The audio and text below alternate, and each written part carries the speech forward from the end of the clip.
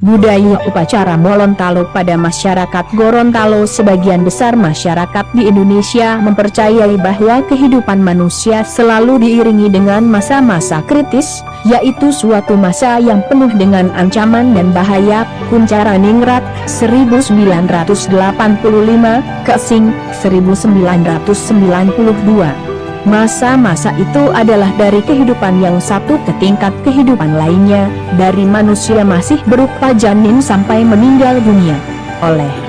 Karena masa-masa tersebut dianggap sebagai masa yang penuh dengan ancaman dan bahaya, maka diperlukan suatu usaha untuk menetralkannya, sehingga dapat dilalui dengan selamat.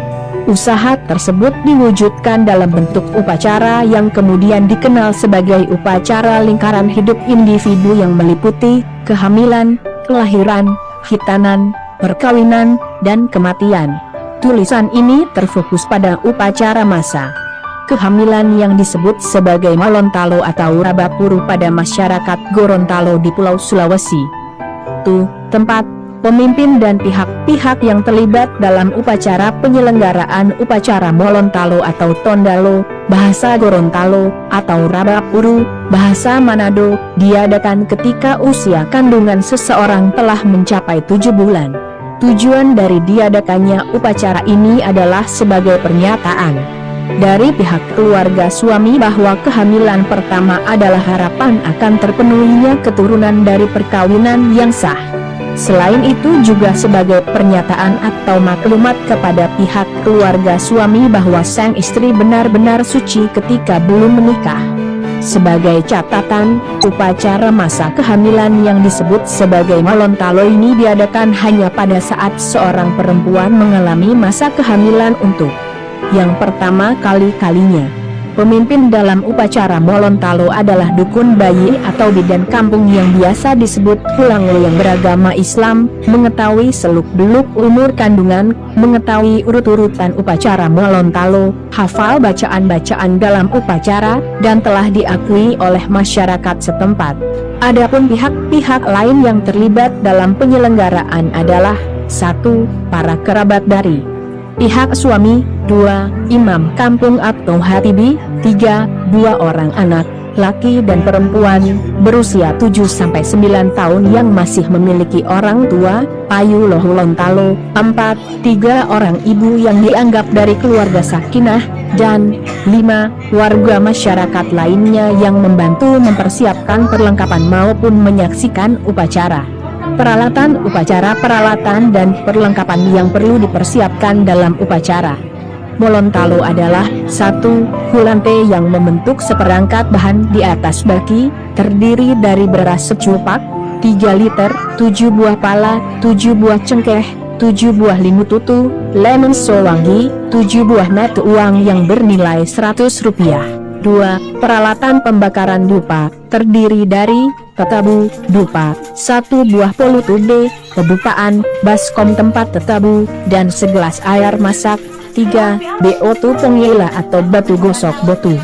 Pongila nantinya akan digunakan untuk mengikis kunyit yang dicampur sedikit kapur dan air dingin. 4. Toyoko, wadah dari daun kelapa muda, yang di dalamnya berisi nasi kuning, telur rebus, ayam goreng, lutu tahu lumito, pisang raja, atau elu tulo hulontio, pisang gapi, dan kuih muih, wapili, kolom bengi, apangi. 5. Pomama, tempat sirih pinang, tambal luda atau hukede. 6. Sebuah baki yang di dalamnya terdiri dari sepiring bilinti, sejenis nasi goreng yang dicampur dengan hati ayam, 2 buah baskom tempat cuci tangan, 2 buah sendok makan, dan ayam goreng yang di dalam perutnya dimasukkan sebutir telur rebus. 7. Tiladu tula pidu, daun silar berkeping 3, yang lebarnya seukuran perut sang ibu yang hamil. 8. Bulewe atau upik pinang, malongo alo. 9. Buah wuhuli, tempurung kelapa yang tidak bermata. 10. Peo mililo yaitu beras yang diberi warna merah, kuning, hijau, hitam, dan putih. 11. Sebuah tikar putih, betoano paya-paya atau tioho, yang terbungkus bolu-bolu. Tikar ini nantinya akan dibuka sebagai tirai untuk menutup pintu pode-podehu. Di balik tirai akan duduk seorang ibu yang pertanyaan dari syara, hatibi atau syara da'a atau imam yang simpankan doa pada Hulangot, di dan kampung atau dukun Bayeng, dan 12, 9 keris beserta warangkanya. Jalannya upacara ketika masa kehamilannya telah mencapai 7 bulan, maka keluarganya akan menghubungi Hulangot untuk segera dan memintanya untuk menjadi pemimpin upacara Molontalo. Selain itu, pihak keluarga juga menyampaikan undangan kepada para kerabat dan tetangga terdekat untuk ikut menghadiri upacara. Pada hari yang telah ditentukan dan semua peserta upacara berkumpul di rumah perempuan yang diupacarakan, maka upacara pun dilaksanakan. Upacara dimulai dengan pemberian tanda dengan alawu telihi oleh Hulangot pada dahi, leher, bahu, lekukan tangan, bagian atas telapak kaki, dan bawah lutut perempuan yang diupacarakan. Tujuannya adalah sebagai ungkapan bahwa calon ibu tersebut akan meninggalkan sifat-sifat mazmunahnya, tercela, ketika besarkan dan anaknya nanti.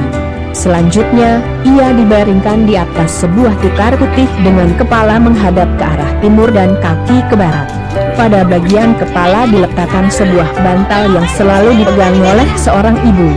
Sedangkan bagian kaki juga dijaga oleh seorang ibu lainnya sambil memegang lututnya agar posisinya terlipat ke atas. Selain 2 orang ibu yang menjaga bagian kepala dan kaki, terdapat juga 2 orang anak, laki dan perempuan, berusia 7-9 tahun yang masih memiliki orang tua, payu Lohuluntalo. Mereka duduk di sebelah kiri dan kanan sambil meletakkan tangan tepat di atas ikat pinggang berkepala 3 yang dikenakan si perempuan hamil. Sebagai catatan, selain ikat pinggang janur berkepala 3, si perempuan hamil juga memakai busana khusus, yaitu waliomomo dengan kode memakai sunti terdiri dari 1 hingga 7 buah tangkai. Dari status sosialnya dalam masyarakat, 1 tangkai untuk golongan orang paling banyak, 3 tangkai untuk golongan istri Wilayah Camat, 5 tangkai untuk istri Jogu Wakil Bupati Wakil Wali Kota, dan 7 tangkai untuk Mbui, istri Raja Bupati Wali Kota.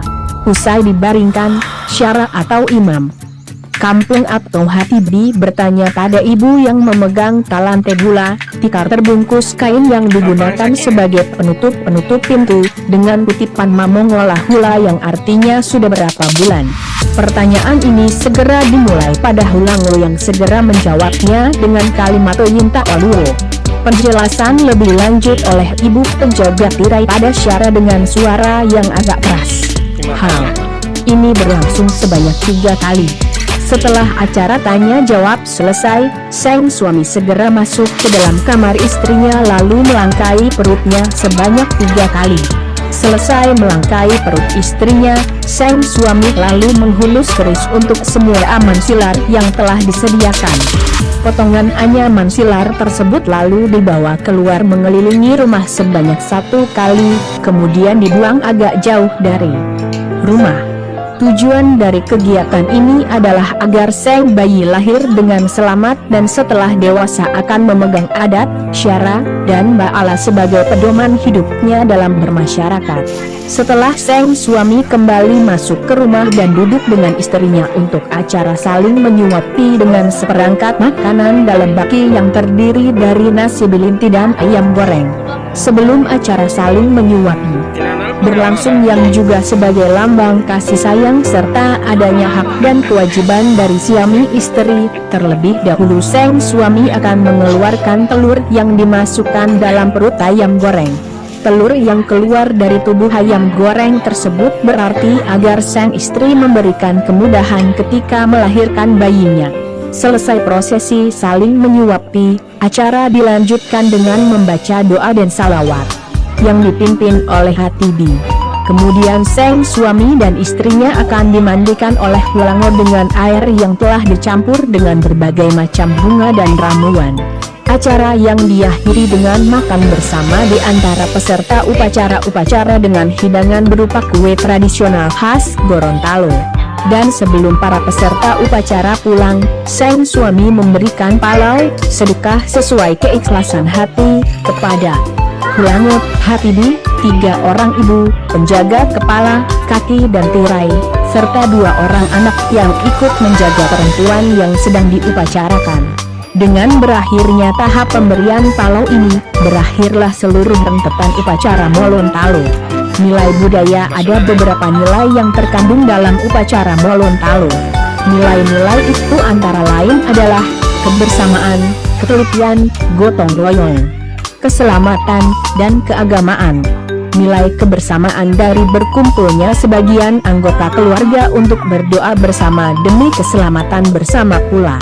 Ini adalah wujud kebersamaan dalam hidup bersama di dalam lingkungannya, dalam arti luas. Oleh karena itu, upacara ini mengandung pula nilai kebersamaan, nilai ketelitian dari proses upacara itu sendiri. Sebagai suatu proses, upacara memerlukan persiapan.